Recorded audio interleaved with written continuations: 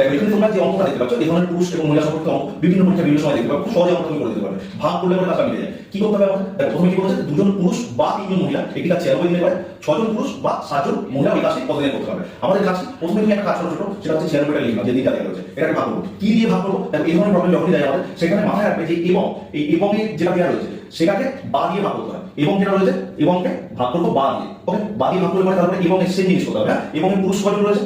6 জন রয়েছে। তাহলে বাইরের পুরুষ কতজন রয়েছে? 2 জন রয়েছে। তার মানে 6 কে 2 দিয়ে ভাগ করলে পরে এটা কাটাকাটি হয়ে যায় 3 চলে আসে, তাই তো? তুমি এখানে 3 লিখে দাও। আর এখানে এবং এর আমাদের মহিলা রয়েছে কতজন? 7 জন।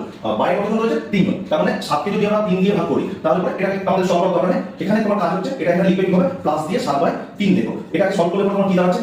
3 দিকে 9 আর 7 16, তাই তো? 16 দিয়ে 96 কে কাটলে পরে কত দাঁড়ায়? আমাদের কাটলে 6 হয়। আর এই যে 3টা নিচে যে 3টা রয়েছে এটা তোমরা জানো যে উপরে চলে যায় এ গুণ হয়ে যায়। তারপরে 3টা উপরে গিয়ে যদি গুণ হয় তারপরে আমাদের উত্তর আসছে কত? 18 দিন। অর্থাৎ 6 জন পুরুষ এবং 7 জন মহিলা ওই কাজটা 18 দিনে কমপ্লিট করতে পারবে। এটা হচ্ছে তোমার উত্তর। তোমরা এই ধরনের প্রবলেম আরো বিভিন্ন পরীক্ষা পাবে। দেখো স্ক্রিনে আমাদের রিসেন্ট কেবির যে প্রিভিউ হলো সেখানেও সেম প্যাটার্নের অঙ্ক এসেছে, আর একটা অঙ্ক সিজিএল এর টিয়ার 1 এসেছে, অঙ্ক দেওয়া হয়েছে। তোমরা ঝটপট উত্তরটা করে অবশ্যই কমেন্ট বক্সে জানাও।